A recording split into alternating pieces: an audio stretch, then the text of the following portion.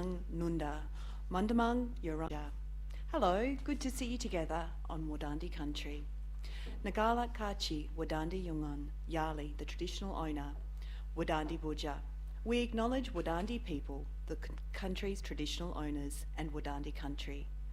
I declare this meeting open at 5:30. Thank you. Councillors and members of the public, please note that this meeting is being recorded. This evening, Councillor Boland will be attending remotely, which has been approved by myself as the presiding member. And Councillor Boland, I'd just like to note that you're quite small on the screen, so if you would like to speak, please perhaps call out verbally to the chair. Thank you. The Shire President, thank you. The Shire President has also requested to attend this meeting by electronic means, which we will need to make a decision of Council at item 5 of this agenda. We now move on to item 2, attendance. Apologies from the Manager of Regulatory Services, Mr. Matt Cuthbert. Approved leave, Shire President Jean Rice. 3, disclosures of interests. Councillors, do I have any disclosures of interest? No. Thank you. We move on to item 4, public questions, and I'd just like to read a short statement. In a commitment to open and transparent engagement, we endeavour to address all public questions submitted with prior notice during the council meeting. To balance this commitment with the need to provide informed and accurate responses, where a question is received without prior notice, it will be taken on notice and a response will be provided in the agenda for the following meeting. Thank you. So I move on to item 4.1, response to previous public questions taken on notice. So responses to public questions taken on notice from the 27th of May 2026 OCM have been published in this month's agenda. We had questions regarding the proposed gravel extraction on Rosabrook Road, the Shire's gravel road maintenance, climate action plan projects, the gravel extraction on Governor Broome Road, and the Scott River Wind Farm. Okay, so now we move on to item 4.2, and we have had a public question submitted ahead of the meeting from Rebecca Perchin. Rebecca, if you'd like to come forward, and if you could just state your name and address, please. Thank you. My name is Rebecca Perchin, 6 Tree Holland Road in Forest Road. Fabulous, thank you.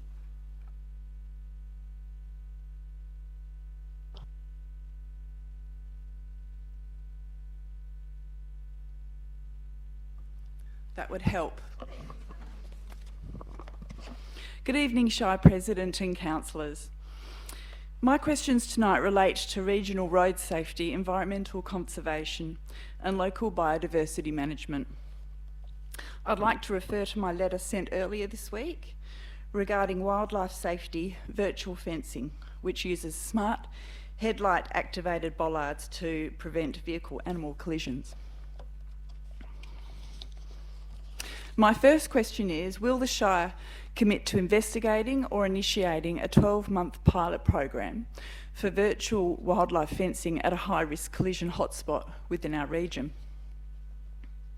My second question is, to ensure local ratepayers do not bear the financial load of an infrastructure trial, will the Shire's infrastructure and environment teams actively investigate applying for external regional funding, such as the upcoming Australian Government Black Spot Program or the WA Road Safety Commission Community Initiatives Program, to fund a virtual fencing safety trial?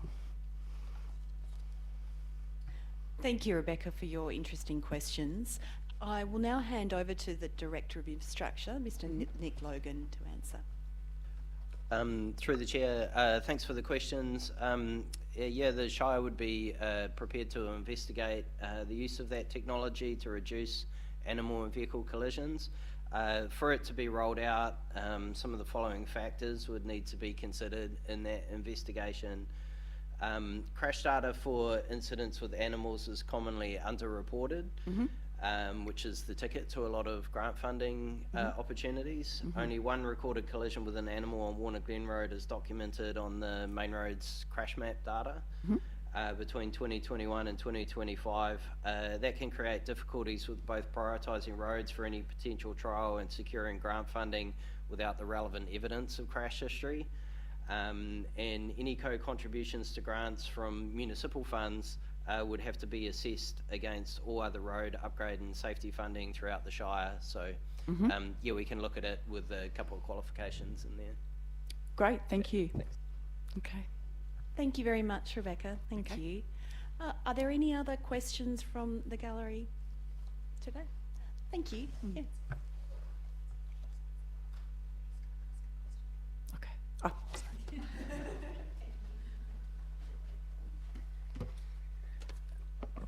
Good evening, everybody. Scott Baxter, Caves Road, Willie Aberup.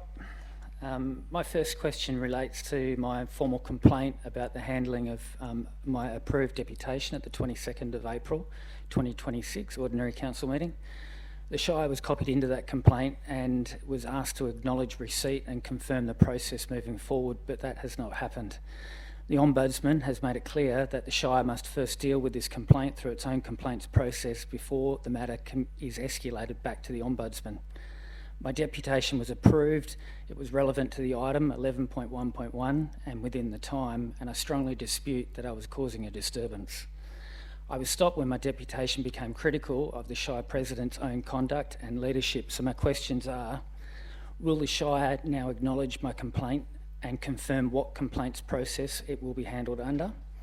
Will the Shire give me the opportunity to have my full approved deputation recorded for the official meeting record, not just the shortened version, given that there was further context directly relevant to the agenda item? And the following question is, will the Shire confirm that this complaint will be handled independently of the Shire President? Thank you very much, Mr. Baxter. So we'll certainly take those on notice. Thank you for your questions and attending tonight. Thank you. I've got one more. Oh, I'm afraid we only have 2 questions per. That was one topic with one question. I've got one more. Thank you, Mr. Baxter. We're just having 2 questions per person. We have to be fair to everyone. Thank you. This one is important because it goes back to... Mr. Baxter, I will have to stop the meeting if you're not going to follow the process of the meeting. You're welcome to send us an email if you'd like to. Thank you.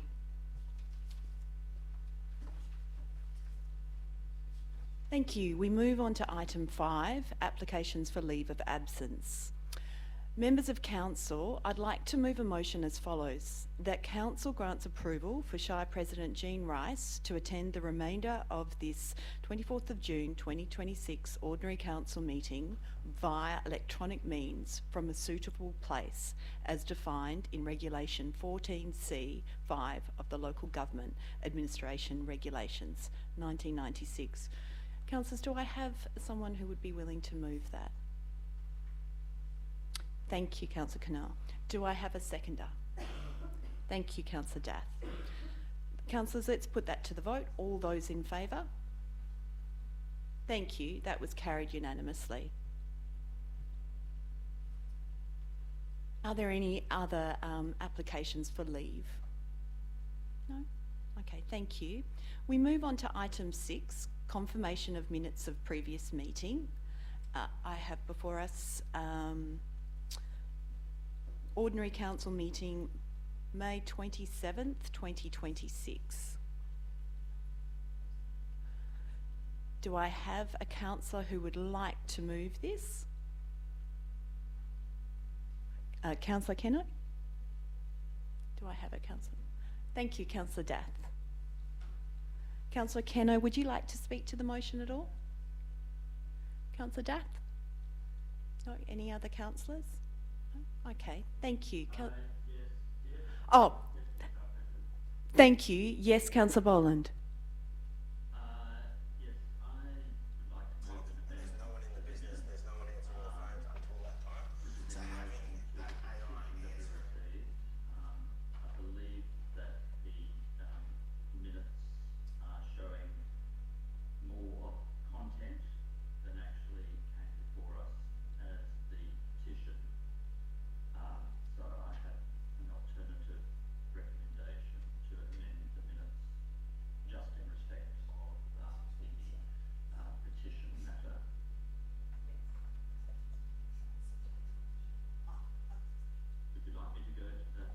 Yes, thank you, Councillor Boland. So you're moving an amendment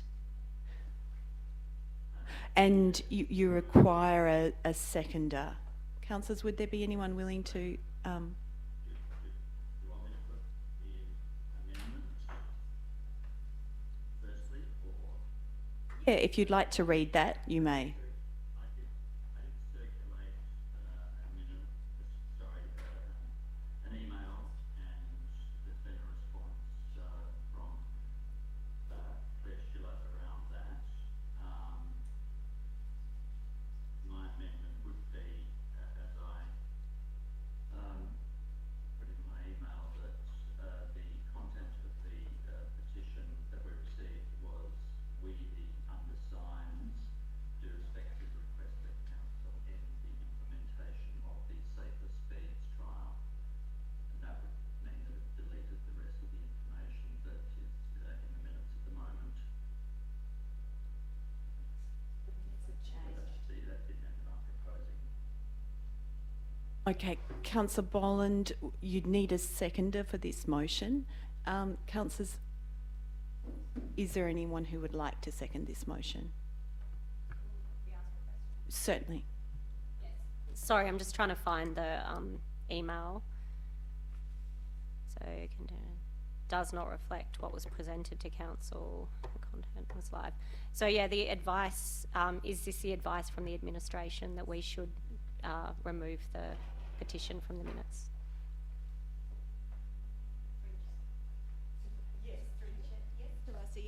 Yes, thank you for the question. Through the chair, Councillor Boland did raise that matter with us today, and we provided advice that the minute could be amended to reflect the actual action sought by the petitioner, not the content behind that petition and the requested action. So to remove that content and leave only the action. The words are on the screen here, Councillor Boland. I couldn't quite hear you. Do you mind if we read the words on the screen and then see if that aligns with what you were saying? Yes, that's fine. I'm not getting that at the moment. I hope I can see it when it appears. Thank you, Councillor Boland. Perhaps I'll read it, and if that is correct to your understanding. So that council confirms the minutes of the ordinary council meeting held on the 27th of May 2026, subject to the following amendment, that on page 15, following the sentence action sought, that the trial needs to be stopped or reviewed immediately. The content of the petition be deleted to be a true and correct record of the meeting. Councillor Boland, is that correct? Well, it's not exact, because I'm not saying the content of the petition. We did receive some content, but it was very limited. That covered in my email. But then we put in a whole lot of other information that wasn't actually part of the petition that the councillors received. We received that via an email, and the only information we got about the petition was the word we emphasised to respectfully request the council and the information of safe speeds trial. And then we voted to receive that, but then when the minutes have come out, there's a whole lot more content which wasn't before it was. Okay, Councillor Boland, what I might get you to do is read your amendment word for word, just slowly for us and as loudly as you can, please. Thank you.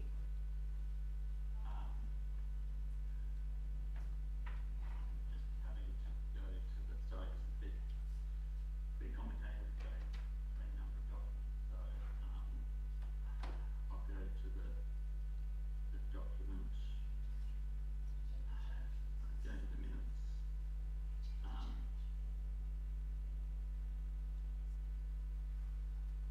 So yes, I think we removed the word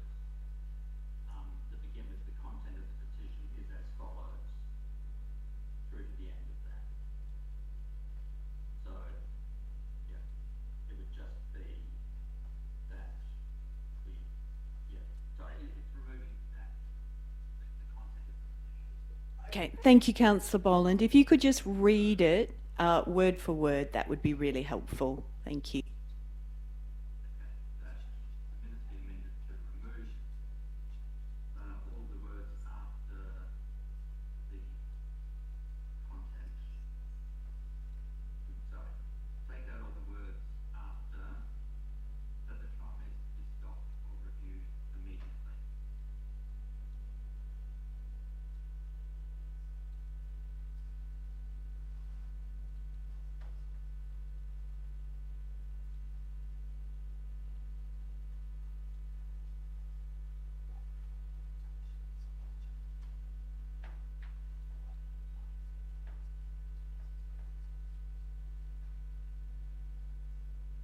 Hello?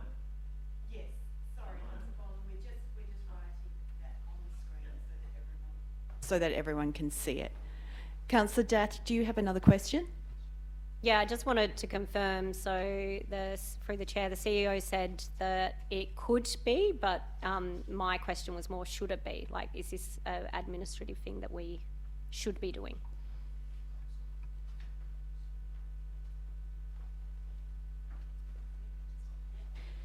So through the chair, yes, we're very comfortable that what was presented at the meeting was the abbreviated wording of the action sought. The content actually came from the online submission, but what was presented at the meeting is as Councillor Boland reflects. So in that case, I'm happy to second it. Thank you. Councillors, would anyone like to speak to this motion or have any further questions? No. Okay, let's put that to the vote. All councillors in favour? Thank you. That was carried unanimously.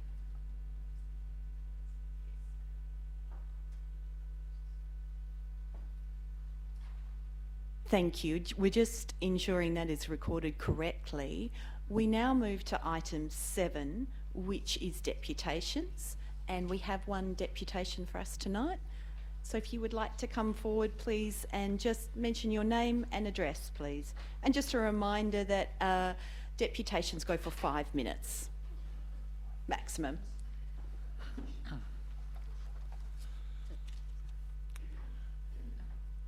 Good evening, Madam Chair and councillors.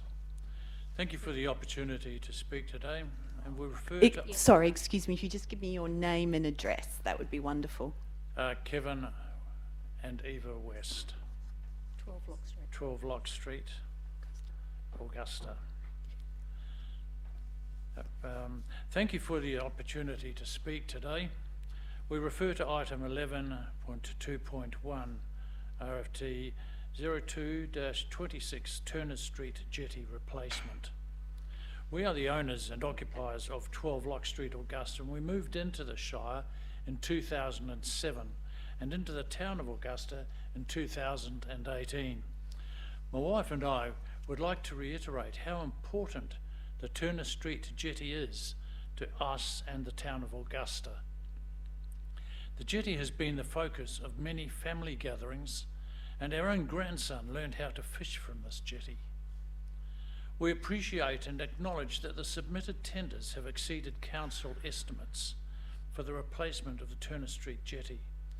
Irrespective of the additional cost, however, we urge council to proceed with the jetty replacement as early as possible. Thank you for considering our deputation. Kevin and Eva West.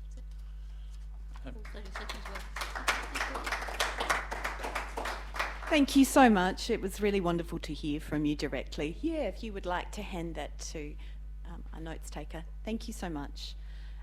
Item 9, we don't have any, item 8, we don't have any petitions. And that means we move to item 9, which is announcements from the presiding member. Over the past month, the Shire President has been involved in a number of meaningful community and strategic engagements across the Shire. It was great to see the return of the Whale Song Festival in Augusta. This event is always a fantastic celebration of the southern coastline and the strong sense of community in Augusta. Hats off to the event committee that pulled it off despite the weekend of very wild weather. Thank you, well done. The Shire President and CEO had the opportunity to meet with representatives from Australia's southwest to discuss regional tourism and broader strategic opportunities that support our local economy and visitor experience. There has also been a strong focus on staying connected with our community groups, including the Carradale, Augusta and Margaret River RSLs, visits to the Augusta and Kawarama men's sheds, engagements with members of our local arts community, and time spent with representatives from the local P&C and PNF groups. These kinds of conversations are really important to staying connected with the people and organisations who contribute so much to the life of our community, and in hearing a range of perspectives. We also appreciate the opportunity provided by Two Oceans FM and Radio Margaret River to speak directly with the community about key issues. This week's Two Oceans interview included updates and provided the opportunity to share information on matters before Council and broader Shire priorities. In that context, I would like to briefly address some recent commentary about how this Council considers community input, particularly given the items on this month's agenda that report on engagement outcomes. From time to time, commentary in the public domain, including on social media, suggests that Council does not give proper consideration to community feedback, particularly where decisions do not align with a particular view. I can assure you this is not the case, and it is important to say that clearly. I want to assure you, those here tonight, this evening, that community input is an important and valued part of our decision making. At the same time, our community does not speak with a single voice. We receive a wide range of views, often strongly held and sometimes in direct opposition to one another. That diversity of perspective is a strength of our community, but it also means that Council decisions will not always align with every individual position. Council must weigh community feedback alongside technical advice, financial constraints, and longer-term planning considerations, including the needs of future generations. The outcomes of our engagement processes are reported transparently through the reports that accompany our agendas, and these are, I can assure you, carefully considered by councillors in their deliberations. I know I speak on behalf of all councillors in saying that there is a genuine commitment to working through these competing factors thoughtfully and responsibly. We all lose nights of sleep thinking about this, I can assure you. If anyone would like to better understand how community engagement is considered, the Shire President, CEO and myself are always available to have that conversation. On another note, I would also like to take a moment to recognise and congratulate Lloyd Shepherdson on being awarded a Medal of the Order of Australia in this year's King's Birthday Honours List. Lloyd has worked tirelessly for our community and exemplifies the essence of community spirit, giving back and contributing wherever possible. His dedication is deeply appreciated and is a wonderful reflection of the values that underpin our Shire.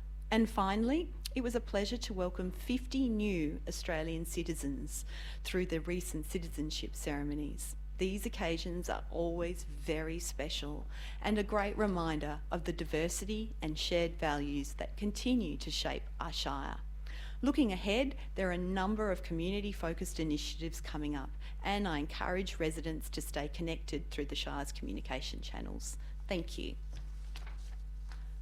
So, we now move on to item 10, questions from members, of which due notice has been given, and I have none before me. I move on to item 11, reports of committees and officer reports. So we come to 11.2.1. Councillors, would anyone like to put a motion on the table? Thank you, Councillor Winter. I'd like to move the motion as written, please. Fabulous, thank you. Do I have a councillor to second that? Councillor Keno, thank you. Councillor Winter, would you like to speak to this?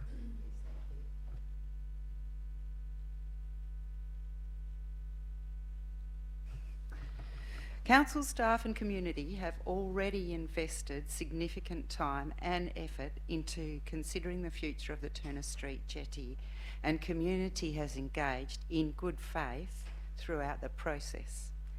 The feedback we received was clear, with overwhelming support for restoring the jetty like for like, in keeping with our natural environment. Council asked the community its views and community responded. Also, I'd like to thank the working group members who volunteered their time to the project, and working group manager. It was a well-managed process.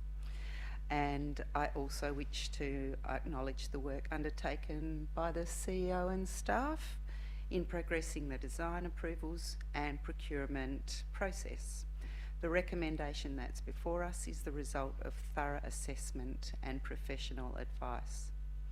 While the final cost is higher than earlier estimated, the tender process provides council with direction on what is required to deliver a quality marine structure in today's market. It's important that we build an asset that is safe, durable, and will serve the community far into the future.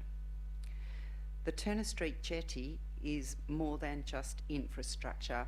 It's an artery, an iconic part of Augusta's identity, enjoyed by residents from across the Shire and visitors to our region.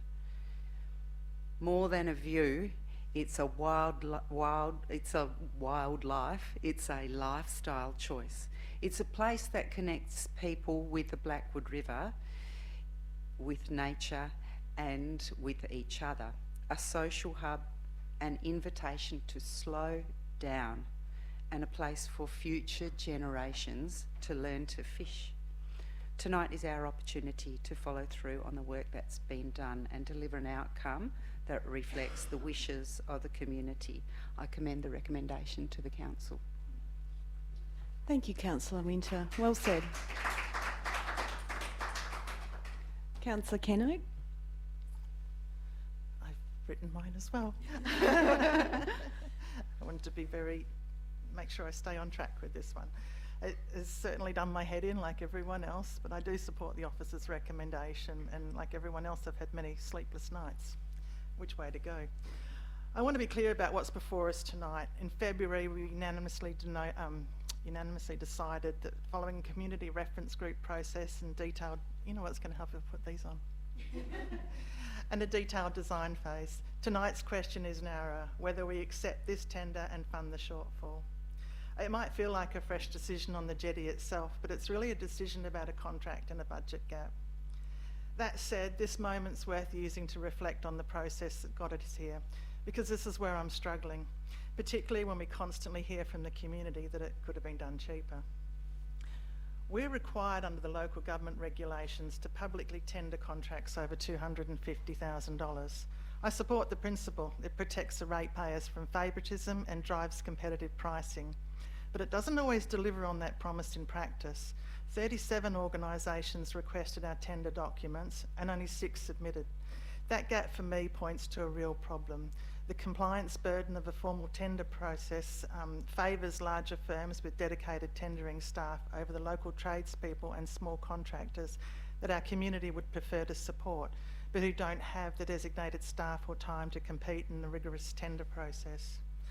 I'm not suggesting any wrongdoing, there's no basis for that, and I don't see any solution workaround. But I think it's worth our community understanding the constraints these thresholds place on us, particularly in regional shires like ours, where the pool of capable local contractors is already small. The regulated tender process, while the best of intentions, can end up shutting some of them out.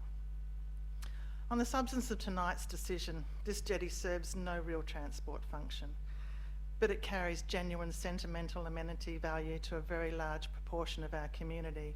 And for me, that's a legitimate basis for investment. It's also why we owe it to our ratepayers rigour on the cost, and that's where most of us here tonight will struggle, because money's tight and we have a very large shire to contend with. I guess to put it in perspective, this single project represents roughly 3% of our total rates revenue, and at a time when our community is already feeling pressure on rates and the cost of living, and later in the agenda we'll see the feedback on that, every dollar committed here is a dollar not spent elsewhere. And I raise that not to argue against the project, but so the community can see the trade-off we're weighing and understand the difficulty in this decision. It's worth remembering too that each of us here at this table tonight is also a ratepayer facing the same dilemmas and the same cost of living pressures as is everyone in our community. And that is what has made this such an extraordinarily hard decision in this current climate. Having said all of that, I will be supporting this tender tonight, and I hope that the community will recognise the difficulty in the decisions like this. For me, it came down to two choices. Do I vote with my business hat on, because financially it doesn't make any sense, or with my community hat on? I guess there's no clear answer there, but at the end I opted to keep what is a historic centrepiece of Augusta with so many memories attached, and I hope you fellow councillors will also support this tender, because the longer we debate and discuss it, the higher the cost will go. And just a final note, looking ahead, I feel that we need to start exploring models like Friends of groups so that things our community cares most about, like the jetty, can be supported and sustained directly by those who value. The financial pressure on local government and ratepayers against ever-expanding responsibilities isn't going away, and we'll need more tools like this in the years to come. We don't want to lose what's important to our communities, so we need to get behind them, the projects they want to protect, and understand the limitations that ratepayers face. But yeah, I do support the officer's recommendation. Thank you. Thank you, Councillor Keno. Are there any other councillors who would like to speak against this motion or speak to it? Councillor Bell. Thank you. I'd like to second what Councillors Winters and Keno have just spoken about. For me, this is quite a challenging decision. I'm speaking in support of it. It's not so much about the jetty, it's about the people, because the jetty is really important to the people, and the community has been involved and put so much effort into an engagement process. I'm really concerned about the cost of this tender and the impact that it will have on our budget in the context of the fact that we have so many assets and increasing costs, and we need to be on top of having a financially sustainable economic position. But this recommendation is the result of extensive community engagement and overwhelming support for the jetty.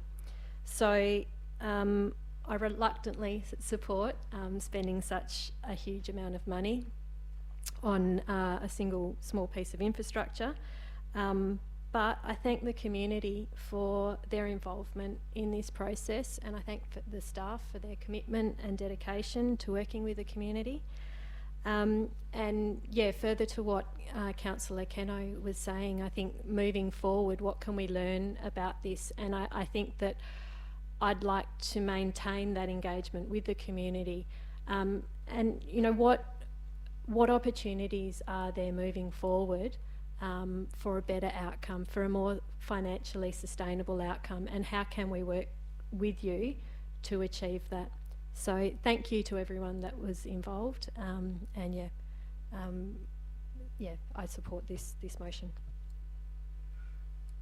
Thank you, Councillor Bell. Are there any other councillors who would like to speak to this? Councillor Dath. I'll speak to it. I'm still, it's been a really tough one. When I was elected, I promised to be diligent and careful consideration of all ratepayers' money. And like I just said, I've been up at night, 2 a.m, considering this item. This project is going to cost all ratepayers a fair whack of the rates increase that we have to shortly vote on. And it also does come with another 25% increase of risk of cost, which isn't in that sum already. So I am struggling to justify being able to ask every ratepayer to dig that deep into their pockets, especially when we had so many submissions opposing the rates increases. I'm also struggling a little bit with not knowing if the handrails will have to be added, And if this will reduce the look and the result, that the community might not be happy with the end result. So if it's not like for like, I want the community to know that we are doing the best we can in our situation. And we don't want to, not be happy with the end result. The impact of this spend will be felt across 200 other buildings and other assets that we have to maintain and upkeep. So like other councillors have said, moving forward, I think we need to look at maybe innovative frameworks to involve other ways of communities and other levels of government and other funders to contribute to these historical and community assets. Because ratepayers cannot keep footing the bill. We can't keep just putting rates up. So we're going to have to start making some really hard decisions. So I understand the community sentiment and the work done to date, and I thank everyone involved, and I really hope the outcome meets or even better exceeds the expectations that the community have for it. Thank you, Councillor Dath. Are there any other councillors who would like to speak to this? Yes, Shire President Jean Rice. Thank you. Thank you, fellow councillors. You've all made such valid and important points in this difficult decision. I also have struggled with this one. We all know that our asset portfolio replacement value is in the order of $655 million across the Shire, and there will come to a point where we need to make tough decisions. And whilst it might not be this one, I think certainly in the future, Council needs to make some very serious considerations around the long-term impact of these decisions where we do have a budget allocation that is exceeded through the tender process. Acknowledging Councillor Keno's comments in regards to the requirements the local government in projects such as this. You know, we can't just get the locals to replace it with some cans of beer or whatever. They're suggesting it's a wonderful, wonderful to get the community involved, and I think moving forward that is certainly what we should be working towards. But in regards to the financial impost of this project, it is extraordinary. But it is a much loved community amenity asset, and I think it's important that we proceed with it. But a tough decision. It's not one that I'm comfortable with. But I think certainly this council, as future councils, will need to start making some quite difficult decisions around asset renewal and asset replacement in light of our forecasts within our long-term financial plan. So yeah, I'm reluctantly supporting this, but of course, I support this motion. Thank you, Shire President. Are there any other councillors who would like to speak to this?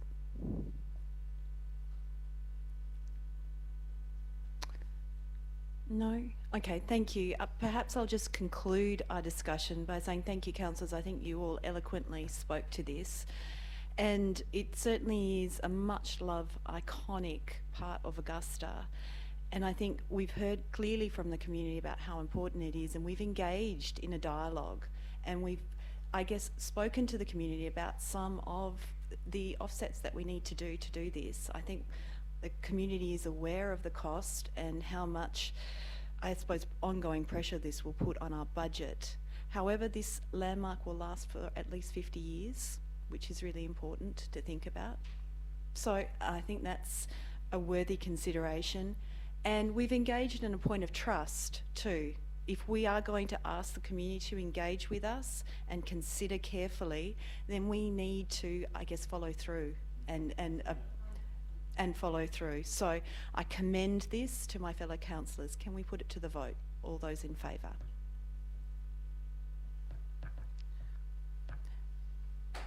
Thank you. That's carried unanimously.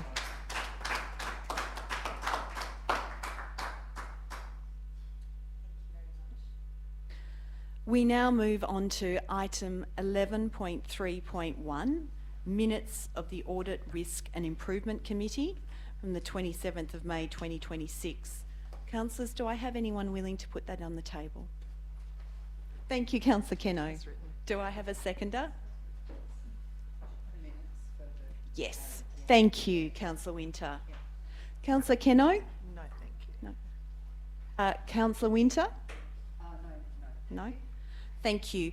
I would just like to note that the Audit, Risk and Improvement Committee is a really important part of Council, and it's been wonderful to have our independent member involved and providing suggestions. So I think that's been a very useful addition.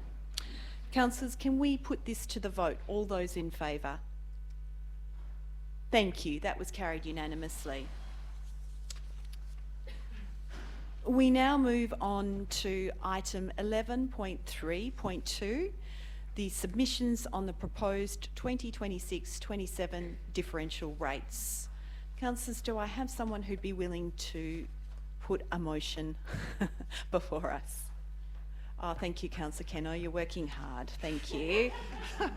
Do I have a seconder? Thank you, Councillor Bell. Councillor Keno. Yeah. Oh, I was on anyway. Yeah, now my head's on the chopping block. Yeah, look, I am supporting the officer's recommendation. I read all of the feedback on this item and I totally understand the frustration behind it. In fact, I saw myself in quite a few of those comments that people were saying. You know, we're not removed from the frustration. I'm a ratepayer myself, and councillors are not immune to rate rises or the cost of living. My partner and I have 2 properties, and each year when the rates bill comes in, neither of us wants to open it. We run 2 small businesses, we draw no wage, and we work 7 days a week. When fuel prices rose, we had no choice but to lift our freight levy, and our customers understood because they were faced with the same problems and having to pass it on. I bring that same lived experience to this decision, and that's exactly why I support the officer's recommendation in front of us. I got to admit, I was pretty disheartened by some of the feedback. A lot of people accusing us of things that we're not even responsible for. You know, and I guess that lack of understanding within our community of what our council's responsibilities is something that does still frustrate me. You know, we did not fund the signage changes for the speed trials. We don't fund the hospital, but we advocate for the government to do something about it. We don't fund the mobile phones, but we advocate for better phone service on residents' behalf. And the same goes for water and sewerage connections. That's Water Corp. Again, we're constantly advocating for better services, but it's not where we have, where we are spending our rate money. And on roads specifically and parks, visitors to my shop regularly comment on how lucky we are to have the roads and gardens that we have and how great they are. I think if we were to be honest and step back and look further afield at other places, overall most of us would recognise that too, because we are very lucky. Like any business, this is a balancing act, and if we don't make sound decisions now, we risk the steeper rate increases as other regional shires are already facing. Director Stevens and her team have done excellent work in keeping us informed, presenting real options, being honest about where we stand, and I appreciate that, all of the effort that's gone into getting us to this point. What the community have not seen is the hours we have spent, which I think is like 22 so far, getting to this point. Each and every department has met with us and gone through us about their teams. We've been hearing about their roles, their limitations and their staffing. I can tell you that the fine-tooth comb approach is definitely the road taken to arrive here. So with the STRA differential rating, I believe that's the right call. The proposed change is how short-term rental accommodation is rated is simply a matter of fairness.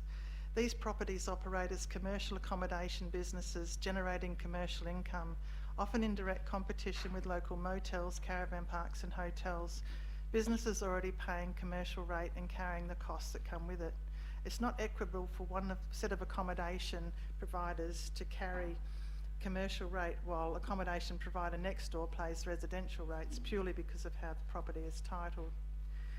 And this isn't about discouraging short-term rentals or penalising the owners for the properties in this way. It's just about levelling the playing field. And like I mentioned with the fuel levy earlier, it's something that will need to be passed on to the visitors. Sorry, I'm trying to skip over some of this here because I wrote too much.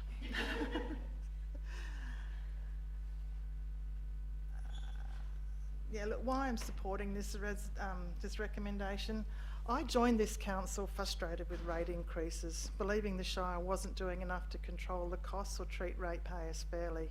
And I still hold this council to that standard, including on this item.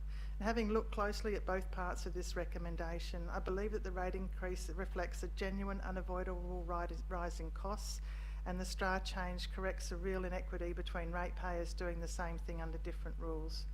I understand the cost of living pressures in this room because I live it too, and it's precisely because I understand that pressure that I understand behind this recommendation, not as something, oh no, I can't even read what I've written, stand behind this recommendation not as something imposed on this community, but as fair and necessary step to ensure the ability of our Shire to continue to deliver into the future, and the future that we will be. Nah, too much cutting and pasting in my own work. I support the officer's recommendation. Look, it was like really early hours of the morning I wrote that, so it was, but no, I support the officer's recommendation. Thank you so much, Councillor Keno. Councillor Bell. Yeah, I'm speaking in support of the recommendation. I second everything that Councillor Keno just addressed. I think that the rates is a balancing act, and I think that Director Stevens and her team has reached the right balance. We need to be financially sustainable. We are facing increased costs, and we need to increase our revenue to meet them. With regards to the short-term residential accommodation, once again, I think that this is the correct balance. It responds to the submissions, and those submissions were really varied, and they demonstrate how different the short-term rental accommodation environment is within the Shire, and the complexity of setting rates within this area. So yeah, I would say thank you to Director Stevens and her team. I also say thank you to everyone that put a submission in and responded on these rates. And yes, we have read the report, we have read those comments, and laboured over the content. So yeah, support and thank you. Thank you, Councillor Bell. Would another councillor like to speak to this? Yes, Shire President Jean Rice.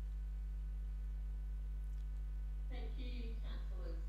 I guess I just want to make a few comments. First of all, I'm really pleased with the way that the staff, thank you Director Stevens, for the consultation that occurred with the community through this process. It was the most ever submissions we've received for our rates increase. But also to put a bit of context behind it, I think for those community members that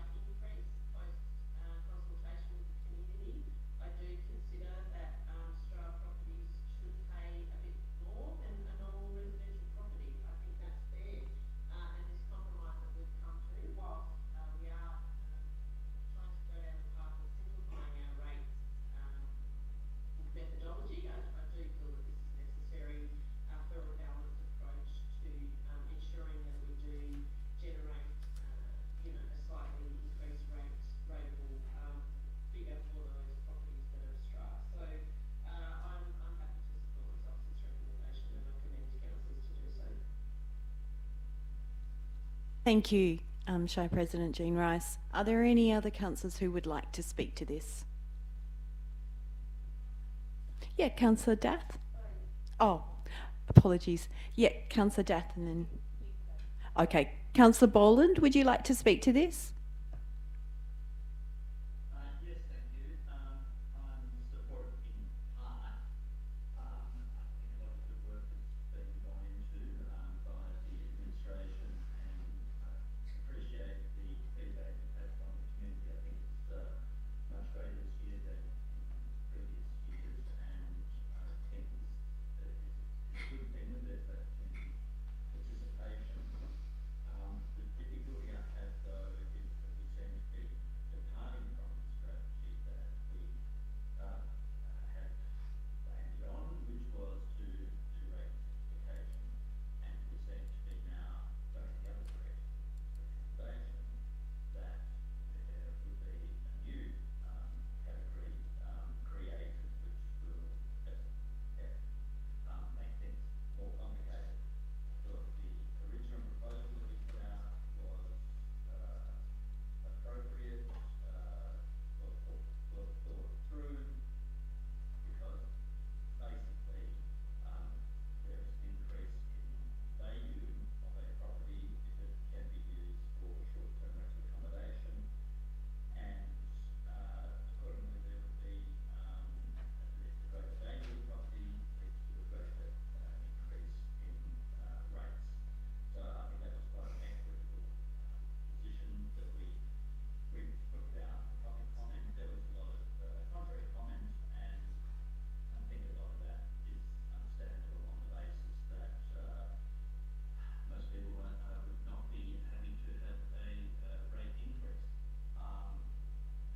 But we're only really returning to what is the position that we had, which is that if there is short-term rental accommodation, then your rate goes into a different category, the tourism category, and you pay accordingly.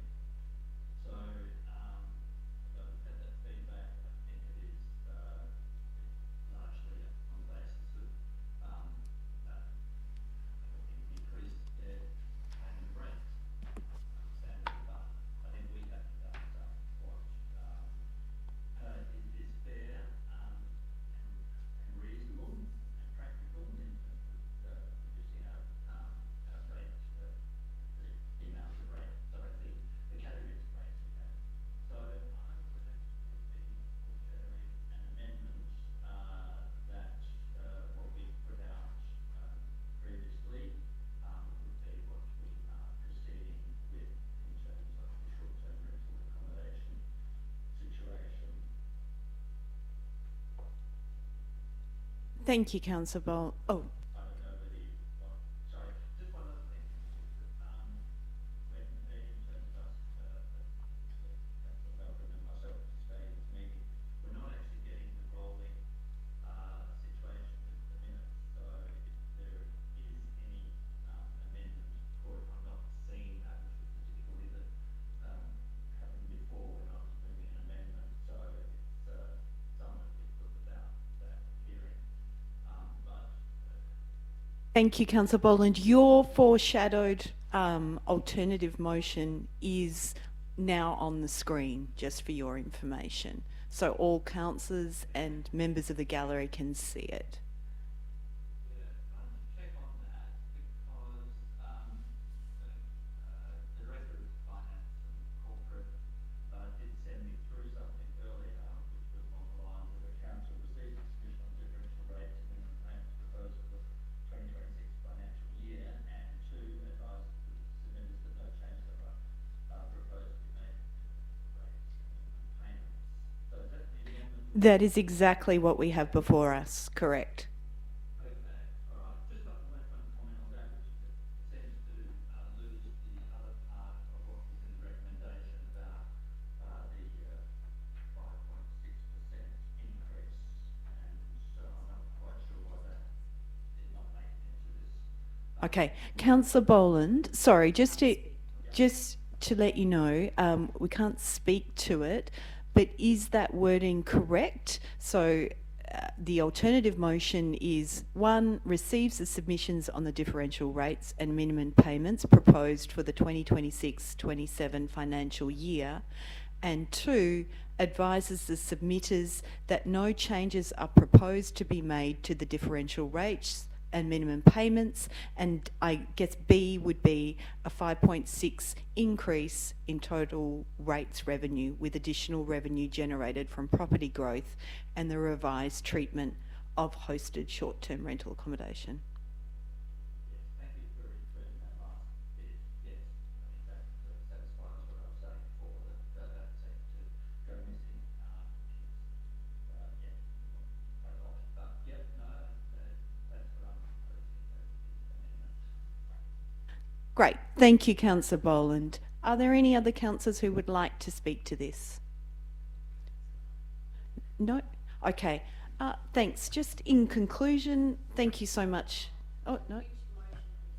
So we are speaking to the motion on the table that was put forward by Councillor Keno and Councillor Bell, which is the officer's recommendation. Yes, please, Councillor Dath. My apologies. Councillor Keno, you still have your mic on as well. I agree with pretty much everything that all councillors have already spoken about. It's reading those submissions late until the night when they came through on Monday. It was like I said earlier today, it was quite a hard decision to make, to be spending money on stuff when we've got so many submissions coming through against proposed rates increases. But for me, I just have to go back to that we adopted a long-term financial plan recently, and this was the exact framework that was set out in that plan, which was a CPI plus 1%, because we acknowledge that local government costings are not in line with CPI, which is your grocery baskets of, you know, a bottle of wine and some ciggies. It's about maintaining roads, and as we can see with what we've put through tonight, capital works, which are, you know, construction costs and maintenance costs are rather high. So I commend the officer's recommendation. I also acknowledge the difference with the hosted Airbnb. This is one that maybe I could ask a couple of questions of our Director Stevens about that, because I think we need to understand how we got to this decision. So my first question is, what would be an average annual difference between if they were residential rates to the commercial rates? Because the GRV on it is not going to be high as like the GRV on a business in town. So they're not going to be paying, you know, is it $200 a year? Is it $500 a year? What kind of difference are we looking at? Sorry. Through the chair, so you're asking what the difference is between a residential ratepayer average rate and a short-term rental accommodation rate? Yeah, the STRA. So the host, what we were proposing, and then what you're proposing now as the your Shire, your officer's recommendation now. It will vary between properties, because a hosted STRA could be just a single house with someone renting a room out in that property, or it could be someone with a property and a granny flat and they're hosting out that granny flat, and those would have completely different values. But in terms of the rate in the dollar, the residential, say your average rate is, just say it was $2,000. It's not, but if it was, if they were to pay the full commercial rate, they'd be paying an extra 50%, so their rate bill would go up by 50% of that. So it'd be 3,000. It would be 3,000. Yeah. With the officer recommendation there at the moment, the alternate situation would be 25%, so they'd be paying an extra $500. Yeah. Okay. Yeah. And just one more question as well, which we've had discussions around. This is not a new thing that we are introducing and we've never had before. Until the state changed the STRA laws, this was actually how we rated all Airbnbs that were registered in the Shire. Council has the planning policy around short stay, and I believe the situation was before the changes to the planning regs. If you wanted to short-term rent your property, you had to apply for planning approval, but not for granny flats necessarily. Granny flats, I believe, you just couldn't do that. Yep. And then once the STRA register came in 2024, the Shire had no control or visibility, I guess, over what was coming through STRA at all. Yeah, but we used to charge commercial and the tourism rates category for all ones that were registered through the Shire. Yep, correct. Any short-term rental accommodation that had planning approval, which was most of them, would be rated as commercial, getting the 50% higher rate. Yeah. Yep. So they've had a year off, basically, paying that. Yeah. So my point with that is that we're not creating something new. We're actually just going back to the way we used to do it before the state changed their planning regs. And I feel that, and we're reintroducing it. If we go with the officer recommendation, we're reintroducing it with a 50% discount. So I understand that reading the submissions, it was quite hard because there is such a difference in hosted Airbnbs. There's the pensioners renting out a bedroom, occasionally, or there's somebody who has a granny flat and that is a full business that they are renting out every single night that they can. So that's quite a big difference. So it is hard to come up with a one size fits all rating system. So I'm really comfortable with reintroducing it, and I'm really comfortable with reintroducing it at a reduced rate to acknowledge the submissions we got. We're listening. I think Director Stevens has come up, even though I do like the idea of simplifying the rate structure. And I think this is a conversation that we can have in future years, maybe when, the cost of living isn't so difficult and, the tourism numbers are a little, spend is a bit better, and we can relook at this in the future. But I think for this year, this is a good option. So I commend this recommendation to fellow councillors. Thank you, Councillor Dath. Are there any other councillors who would like to speak to this? No. Okay, thank you. In conclusion, I certainly commend councillors' conversation and discussion around this. I guess it's really important to recognise that hosted is very different from unhosted, and potentially in the past, people who were renting out rooms or part of their house would not have registered with the Shire. We noticed that there's a huge increase, I guess, in registrations. So potentially those people would not have been paying the full commercial rate previously. So now we're actually seeing who's out there. And I think although this will be creating another rating, category, thank you, rating category, we will be removing some categories too. So we will be removing some UV categories. And we've had over 173 submissions. It's really important that we do actually take on board what's been said. And I think this again speaks to our engagement, where we really are genuinely trying to engage with the community, hear what's important, and make amendments where we need to. And I think this meets that midway mark well, where we're recognising hosted is different to unhosted. We actually do really appreciate having visitors in our region. They bring vibrancy, culture, and I guess make our local economy work to a large degree. However, there are also amenity and infrastructure costs, and they need to be recouped in a fair and equitable manner. And I think this achieves that for both local ratepayers and for visitors too. So I commend this to my fellow councillors. Councillor Kenner, do you have a question? My apologies. Thank you. Yes, Councillor Kenno. Sorry, I just wanted to acknowledge Councillor Stevens' on the work that she's done in this again.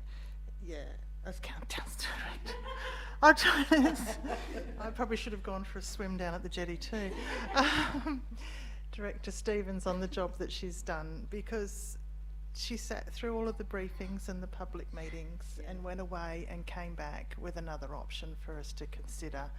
And it's been a grueling job. Well, we might have sat through 22 hours. I can't even start to imagine the stress and what you've been through to get us to this point. So really, really appreciate all of the work that you've put in and how hard you've worked to have a good outcome here tonight. So thank you.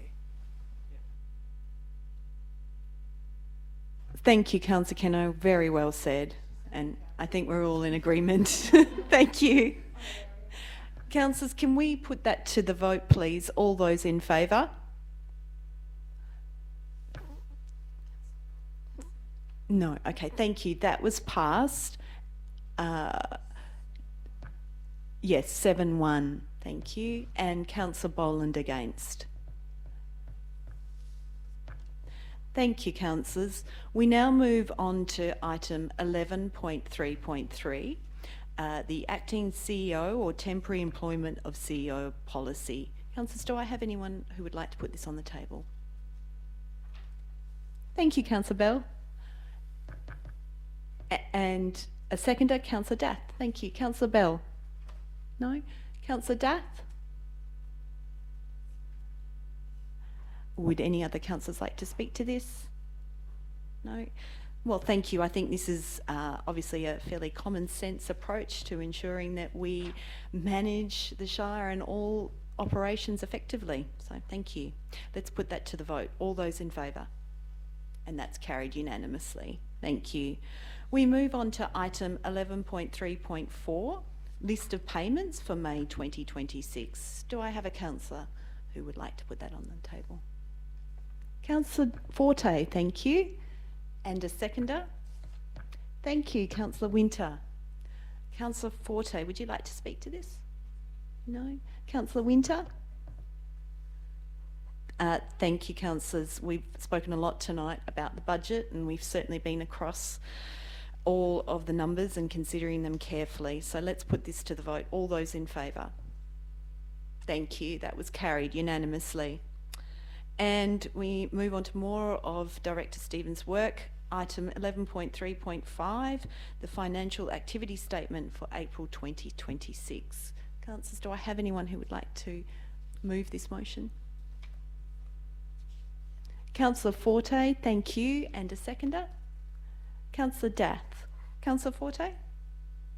Thank you. Councillor Dath? No. Thank you. Councillors, let's put this to the vote. All those in favour? Thank you very much. That's carried unanimously. We now move on to item 11.4.1, the minutes of the Grants Committee for the 10th of June 2026. Now, I would like to make a note that there was an administrative error. So the letter K will obviously need to be removed. Otherwise, our budget will look very different. So, thank you. Thank you very much. Councillors, do I have anyone who would like to move this? Thank you, Councillor Dath. And a seconder. Thank you, Councillor Forte. Councillor Dath. Yeah, I would like to thank Director Burns and his team. And I agree with the decisions put forward at the last Grants Committee. And I think this really highlights how well this process is working. It allows councillors to have some oversight when allocating the important and most visible spending that the Shire does. So I commend this recommendation to fellow councillors and thank all applicants. We keep receiving record numbers of applications with very limited funding available. It's highly competitive, and therefore we all need to continue to see, we will continue to see great returns on these funds spends. Thank you. Thank you, Councillor Dath. Councillor Forte? Do I have any other councillors who would like to speak to this?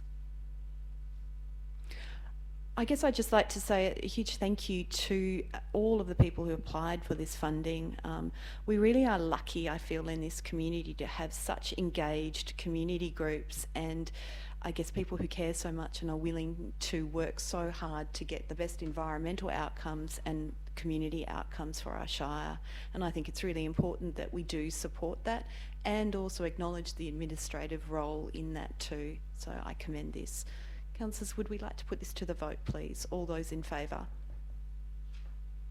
Thank you. That was passed unanimously. I now move on to item 12, motions from members of which previous notice has been given, and we have none before us tonight. Item 13, motions for consideration at next meeting, and we have none.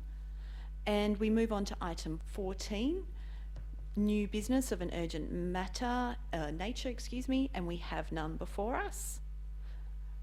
Item 15, confidential business, and we have none. So item 16, closure of the meeting. Thank you so much to everyone who attended tonight. It's wonderful to have that engagement from the community and to anyone who's listening online. Thank you. We close the meeting at 6:37. Thank you. Thank you, Councillor Boland, and thank you, Shire President Jean Rice. Thank you.